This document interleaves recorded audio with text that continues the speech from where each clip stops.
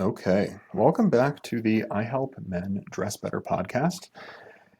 And we've got a pretty apropos episode today.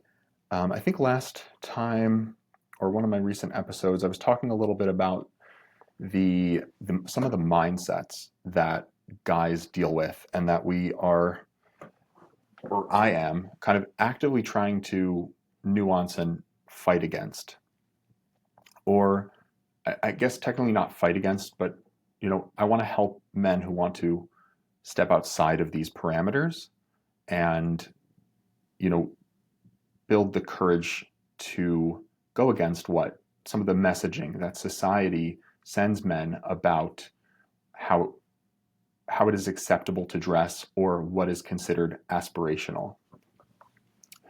It's also the other reason it's kind of apropos is I had a rough day yesterday, and whenever I have like a really wild day, there's this part of me that says, "Oh, you know, you're like a big fraud. You you can't tell people that they're going to be more confident if they improve their style. How can you sell confidence? How can you sell self-assuredness when, you figured out your style and you still have days when you just feel off, or you even have this question, right? You even doubt yourself, or you feel negative emotions. That's this kind of voice that plays in my head. And yeah, it's not a like confidence and style. They're not about quieting that voice forever. And I know that as a business, you're supposed to kind of sell the other side of the road, right? You're like, you're here and you're miserable, and I have the solution for you. And on the other side is just joy and happiness. And the work that I do, the reason that I do it is because I believe that it is deep and important persona work. It's deep and important self improvement work. And life, and there's a book called The Subtle Art of Not Giving an F. Excellent book. And one of the points that he brings in the book is you never run out of problems. You only trade up for better problems.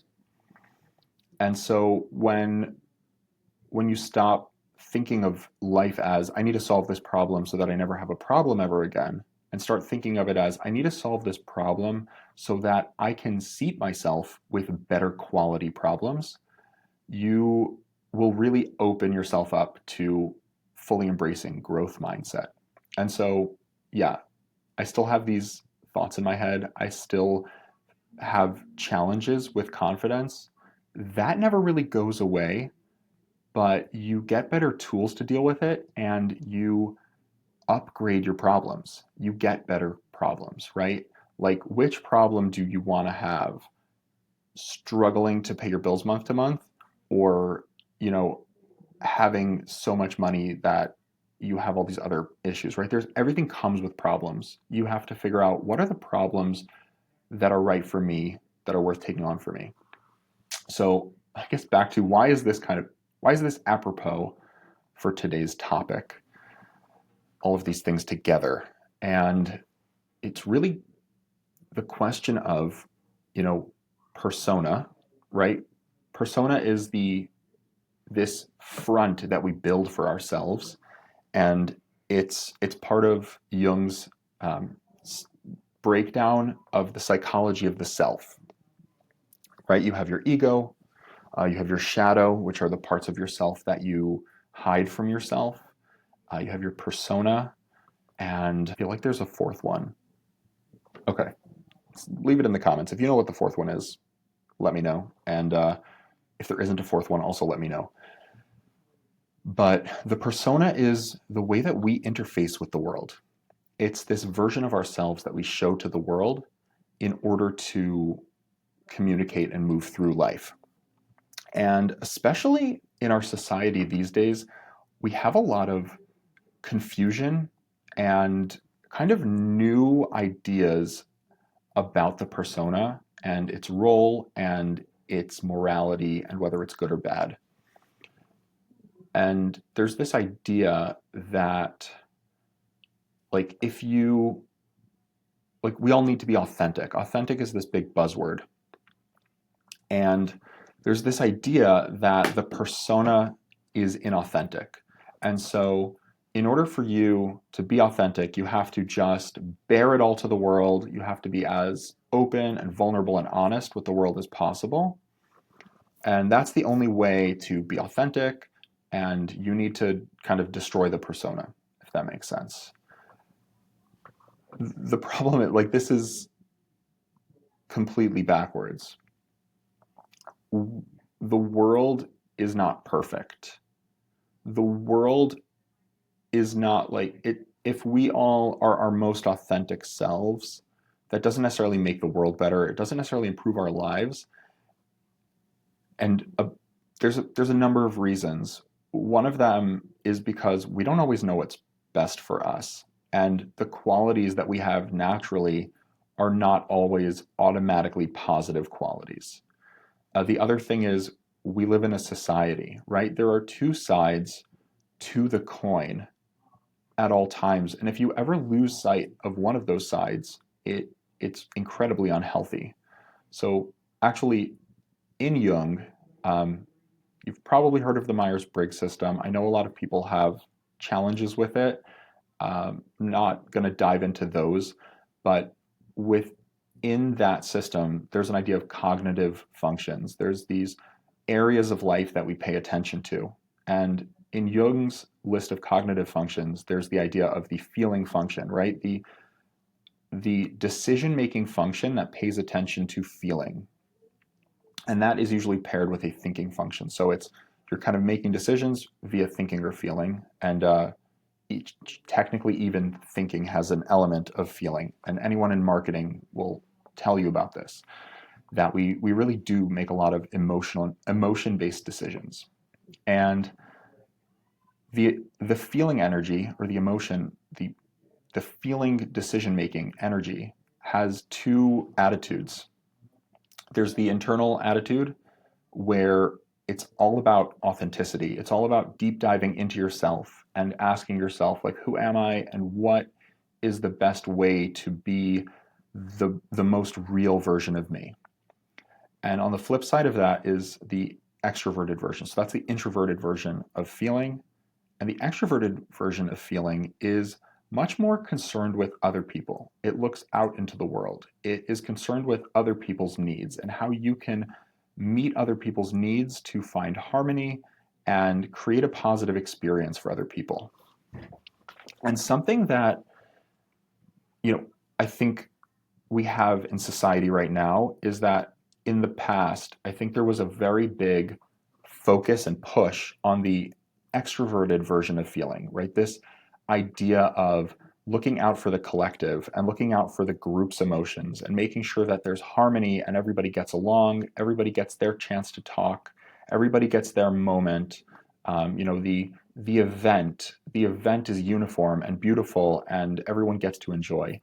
And these days, there's a big focus on the opposite, right? It's not the opposite, but the other attitude of feeling, which is authenticity. And I'm naturally wired to pay attention to this, so I definitely understand why this is important. And I do think that authenticity is incredibly important.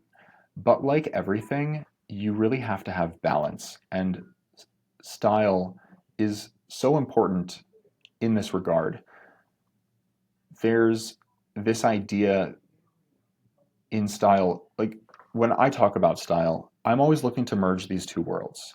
You have to consider yourself, the individual, and the collective.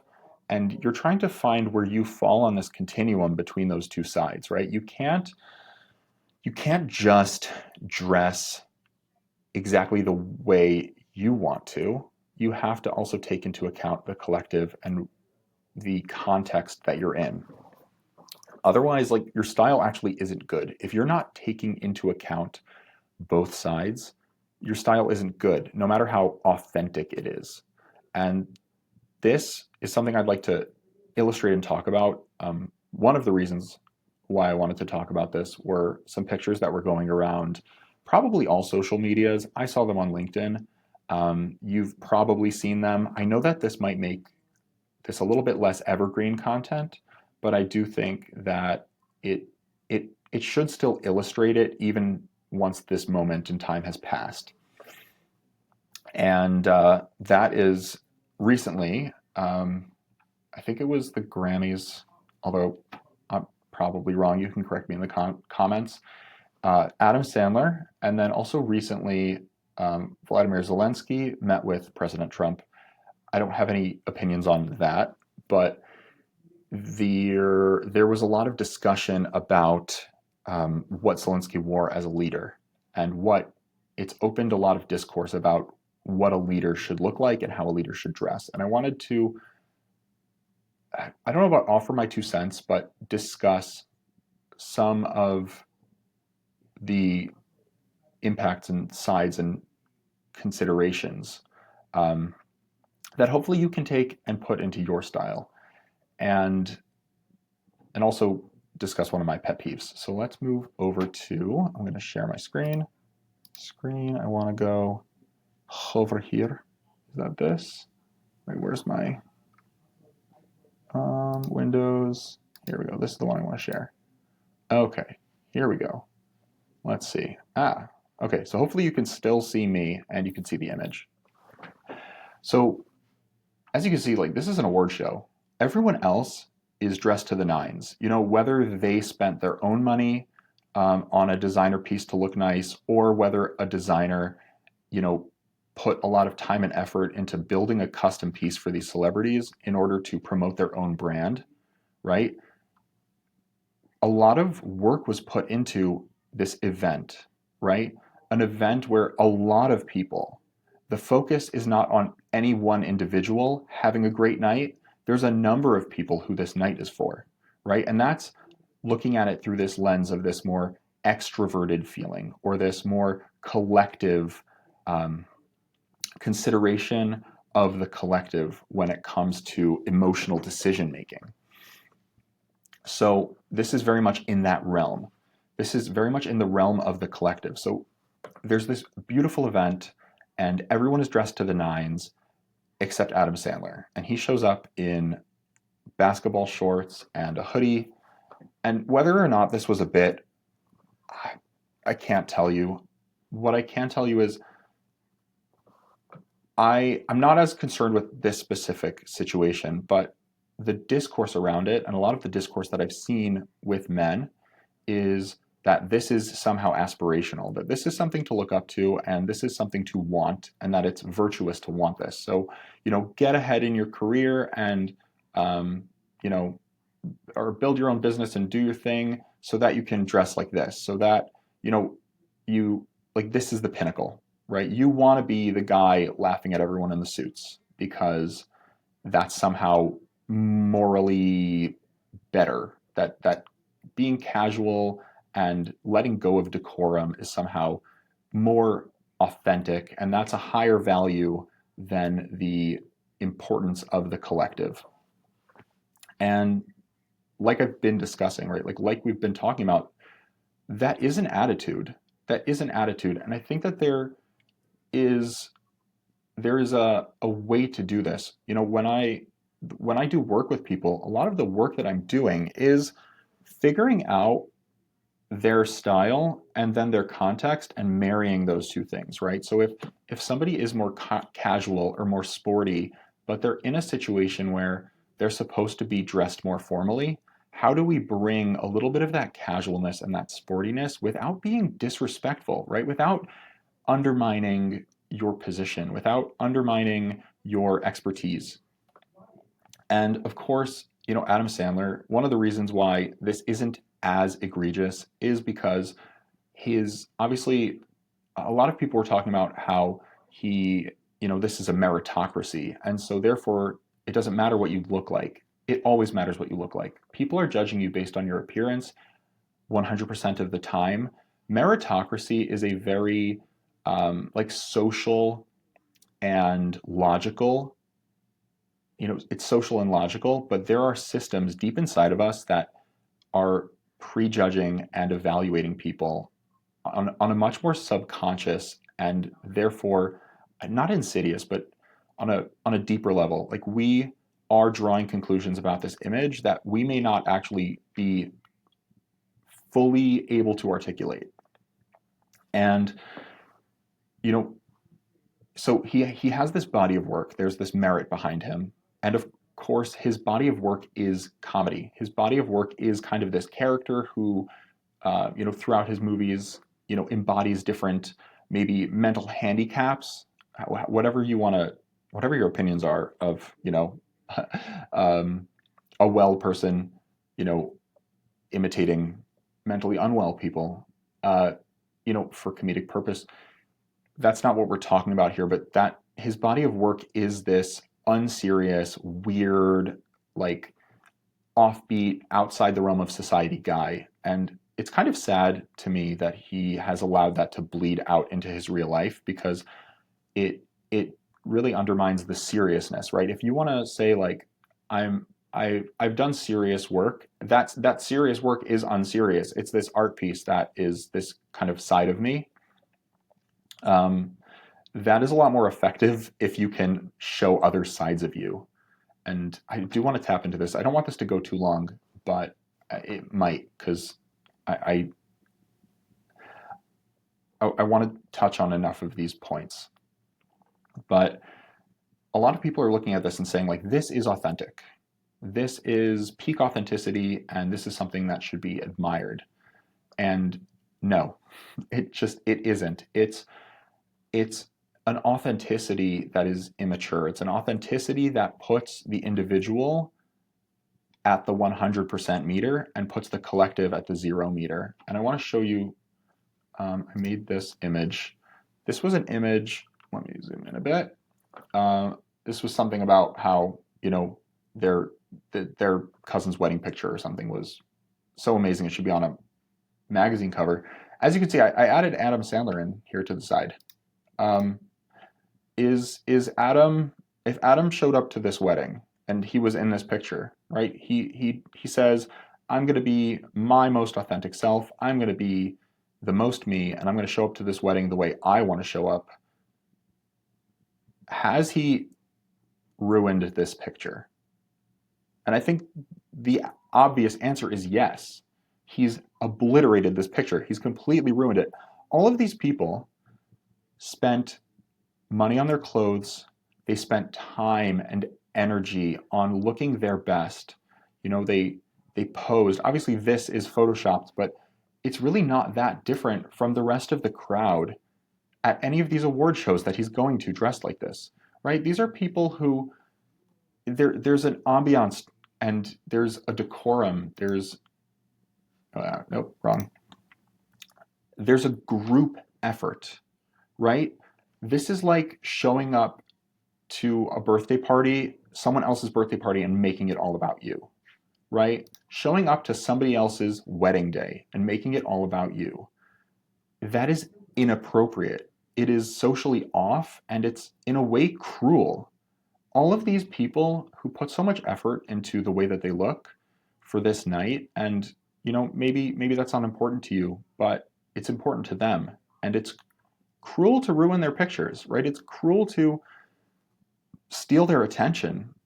There's a reason that the black tie and white tie exists, and it's to make everyone uniform so that nobody stands out too much and everyone can just kind of stand as themselves. There's actually an authenticity to simplicity. There's an authenticity to minimalism where your face, your countenance, your personality is allowed to shine because even though you have taken steps to look your best, nothing is overpowering you. So, yeah, I do not think that this is aspirational. I do not think that this is morally better than dressing well. I actually think it's kind of morally reprehensible. I think it's kind of gross. And this isn't necessarily a direct attack on Adam Sandler. Obviously, he's a celebrity and he's with celebrities and they're living their own lives. But I think that there are real guys in real life who are doing this to the people in their lives, who they have a position or a job that they are so privileged to have, but they do not dress in a way that gives their opportunities, their clients, these wonderful these wonderful opportunities that their clients have given them to have their own business or to have a successful business. It's disrespectful to their clients. And if you're doing it in the name of authenticity, or you think that it's something to aspire to, it really isn't. It's incredibly sad. And that's not to say that you can't dress casually. Obviously, I'm dressed casually in this video. There are ways to do it that, enhance the way you look and show people that you care.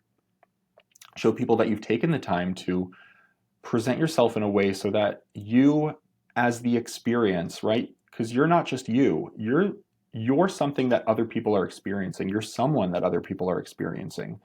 When you take the time to make yourself a positive experience for other people, that is deeply respectful of them and can make people feel really cherished and important. And obviously the opposite can make them feel, disregarded and unimportant. So hopefully this has given you some some how to, some thoughts about persona in general, right? The idea that it's more authentic to be your real self, quote unquote real self.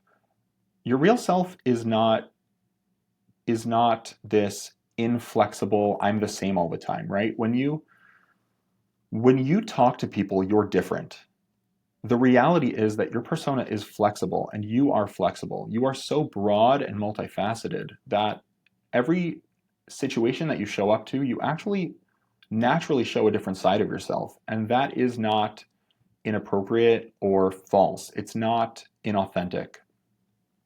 It can be if you are quashing yourself in a real way, like if you are not intentionally making certain sacrifices, but you're sort of people pleasing. Obviously, there's a point where it reaches into that, but the the flip side of that, of this just hyper focus on fake authenticity and self-centered, you know, I come before everyone and my comfort or my inflexible personality comes before everything. There are so many ways to he could have shown up to this event and, been fun and quirky and off and made a statement that isn't disrespectful in this way. But yeah, a good personality, a good persona, true authenticity is not about embracing your most base level self. It's about embracing your highest level self, being respectful of that, and being able to show up to everything, being respectful to the brief, being respectful to the destination and the context, while still honoring and being respectful to yourself, showing up as yourself in that context, right? Like if you show up to a black tie event, you show up in black tie, and maybe you do something small that nods to your personality. But then when you go to the pool party, you're not wearing the black tie suit, right? Okay, I need to wear a bathing suit, right? Like, and you buy a bathing suit that flatters your body, that makes sense for the context, that makes you feel good. And then when you go to, just a dinner party that's maybe a little more casual, there's a version of you that's refined and casual and put together, but still authentic. If you can't show up to different events dressed differently, showing a different side of yourself, and still feeling like yourself, there is something wrong. There is something wrong, and that is something you need to explore, because that's a faulty persona. That means there's persona work to do. The same way when you have a conversation with your nice old grandmother and versus having a conversation with your friends at the bar, you're going to speak differently, you're going to use different language. You use different language with your friends, with your family, you use different language at work. All of those versions are you authentically. They are authentically you. Showing up to an event like this is like swearing out loud in a context where swearing is 100% inappropriate. style is communication.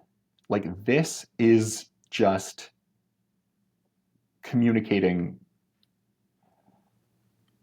incorrectly. Okay, moving on, because I do want to just touch on Zelensky. I know that I had mentioned earlier that I would. Obviously, here's some with President Trump in this kind of.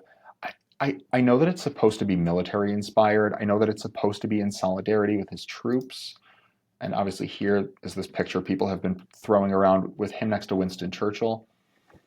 Winston Churchill is literally referencing military. And Winston Churchill also was not wearing this 100% of the time. Like I said, flexible persona. You can, it's like branding, right? Everything that you put out in the world adds to your brand. So if you wear something, if you wear a suit, okay, nice. There's a refined quality. You can show up to these events. You have this serious side.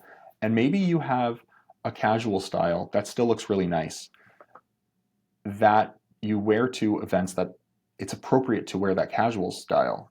You show a different side of yourself. They're still you, but they're still respectful of you and they're still respectful of the people around you. I think I know people have brought pictures of Zelensky wearing a suit in other situations, and that I've seen counters that those are older and he hasn't worn a suit in a long time. To me, that just, like I said, feels inflexible. I'm not making a judgment call.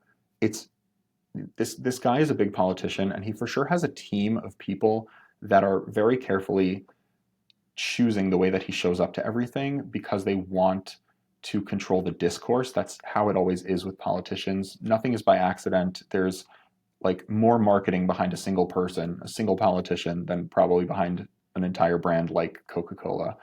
Okay, maybe that's not true, and you can definitely correct me if that is incorrect. But you have to realize like these are not accidents. He's not showing up to this accidentally, but just as an outsider looking in, and as someone who, like I said, we're talking about persona work. We're talking about the ability to have a flexible personality where you can show up in a way that is respectful to yourself and to the person that you're meeting. And I think that this, and I think this is on purpose. I think that he's trying to show the world that he doesn't respect President Trump because he's a controversial figure. So it's very possible that this is on purpose, where he says, I'm not going to wear a suit. I'm not going to show respect to this person. And there's probably a base of people who support him who like this. And it might even be just people in America. Like, it's hard to say what people think in Ukraine, but it's very possible that he's trying to get on the side of the Americans by reflecting a little bit more of our casual attitudes, as well as,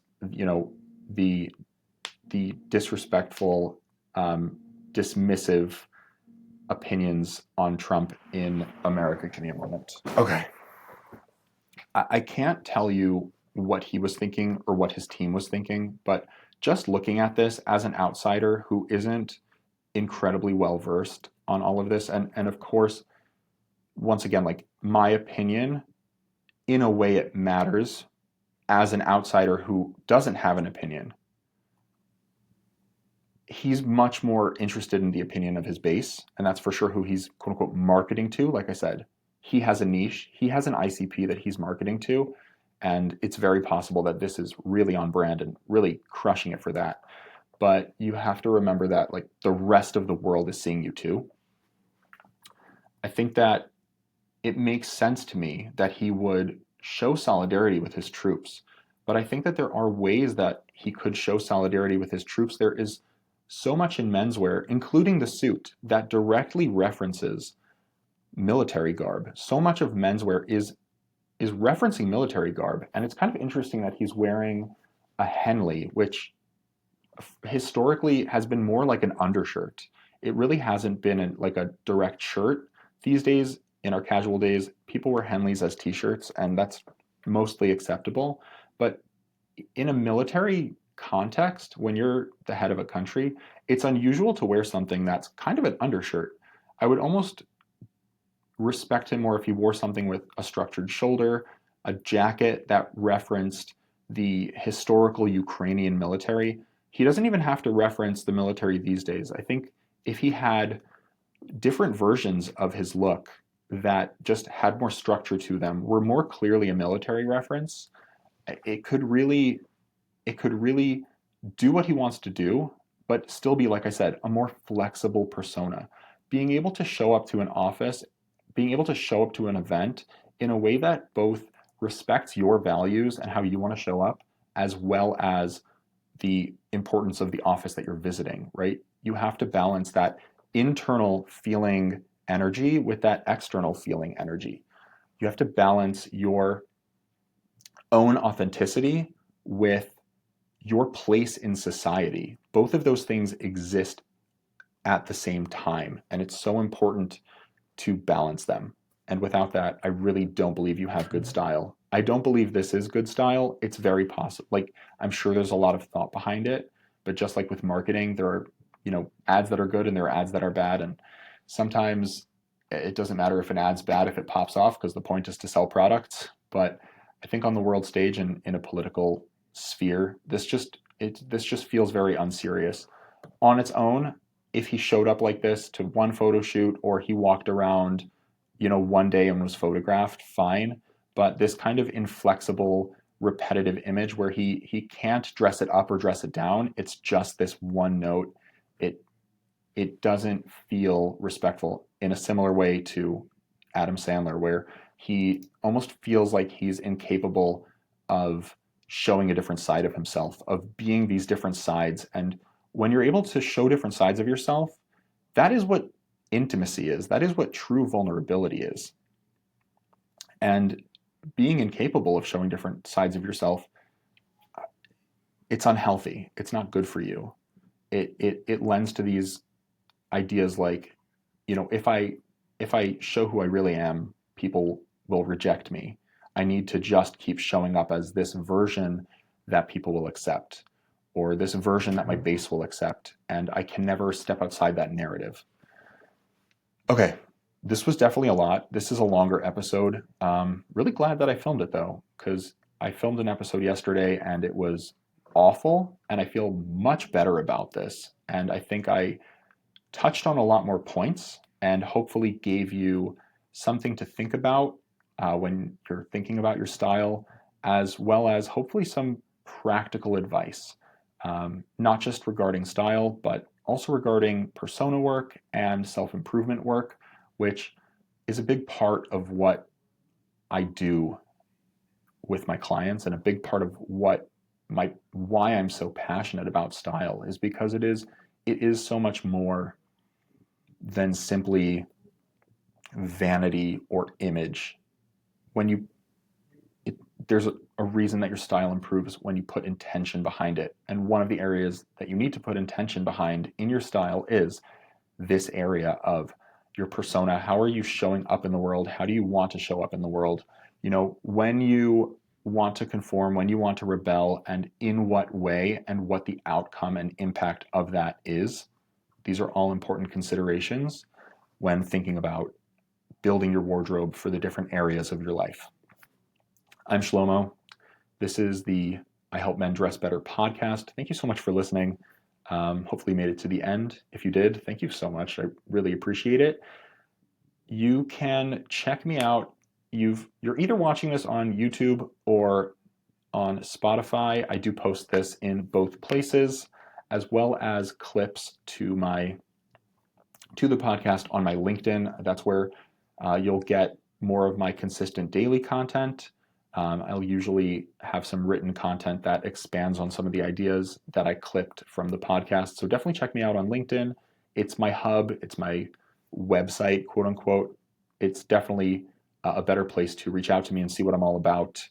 It's definitely a little bit better than my actual website at the moment. Let me know in the comments. I know I asked a number of questions, or definitely clarify and correct me if I'm wrong on anything, or if you have any opinions on anything that I said, I'd love to hear what they are. So leave those in the comments. If you're on LinkedIn, leave them in my LinkedIn comments, and come interact with me. Come connect with me on LinkedIn if you're interested in what I have to do. come connect. Take my style quiz that is in my bio and my featured section on my LinkedIn. That's a really great way to start to find your style archetypes, sort of the overarching character that you naturally want to embody. It's a really great place to start on your journey towards authenticity and an authentic style that is, empowering and honest and vulnerable in the right way, in a real way, and in a true way. Not like these lovely individuals that we talked about today. Have a great one, and see you in the next episode. Take care.